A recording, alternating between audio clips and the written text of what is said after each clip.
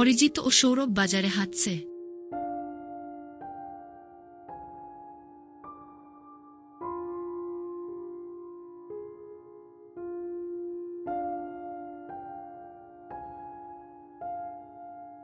শুনেছিস আমাদের রাজ্যে একটা আশ্চর্য পাথরবাটি আছে যা ছোঁয়া মাত্রই সোনা হয়ে যায়। হ্যাঁ, কিন্তু সেটা নাকি রাক্ষসনগরের কাছে আছে। কেউ ওটা আনতে গেলে আর ফিরে আসে না। যদি আমরা ওটা আনতে পারি তবে রাজ্যকে দরিদ্রতা থেকে মুক্তি দিতে পারবো। তাহলে চলো, বন্ধুর সঙ্গে বন্ধুর জীবন বাজি রাখতে রাজি আছি। দুই বন্ধু যাত্রা শুরু করল অন্ধকার জঙ্গল যেখানে রাক্ষস বাস করে।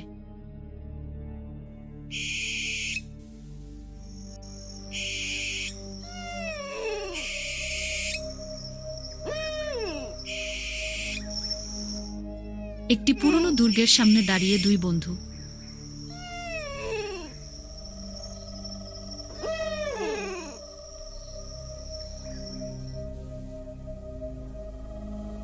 দেখ, দুর্গের দরজার সামনে লেখা, শুধু সত্যিকারের বন্ধুত্বই পারে এই দরজা খুলতে। তাহলে হাতে হাত রাখি একসঙ্গে।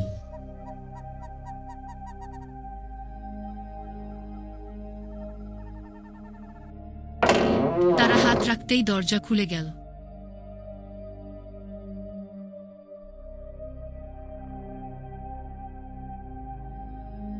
দুজন ভিতরে ঢুকে সোনার পাথরবাটি খুঁজতে থাকে, কিন্তু হঠাৎ এক ভয়ঙ্কর গর্জন।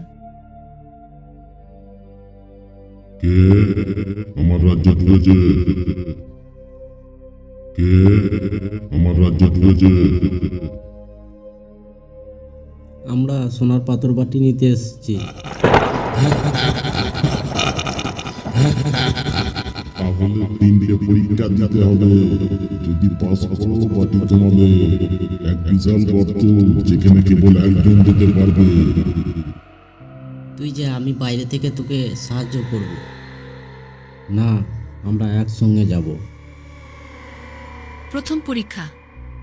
এক বিশাল গর্ত যেখানে কেবল একজন যেতে পারবে।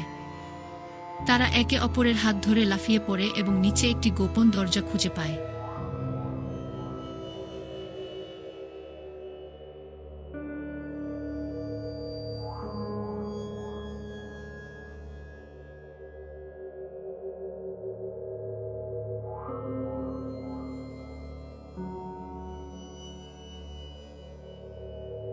দ্বিতীয় পরীক্ষা।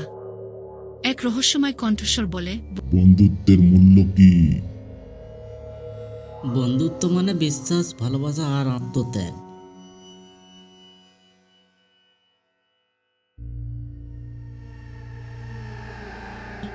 আরেকটি দরজা খুলে যায়। তৃতীয় পরীক্ষা।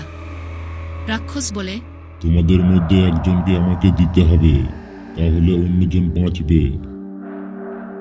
অরিজিৎ ও সৌরভ একসঙ্গে বলে, কাউকে ত্যাগ করে না।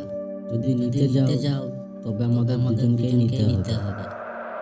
রাক্ষস বিস্মিত হয়। রাক্ষস নাগর হাসতে হাসতে, আমি আসলে এক অভিশপ্ত রাজকুমার।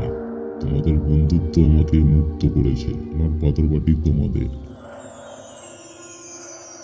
রাক্ষস এক জাদুকরে রূপ নিল, রাজ্যের রাজপুত্র ধ্রুব হয়ে উঠল। শেষ দৃশ্য, রাজ দরবারে। রাজা ধ্রুব দুই বন্ধুকে পুরস্কার দিলেন।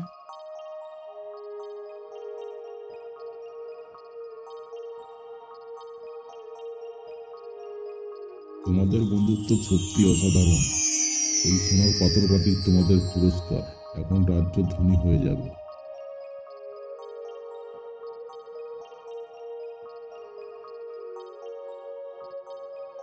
দুই বন্ধু হাসি মুখে একে অপরকে জড়িয়ে ধরল।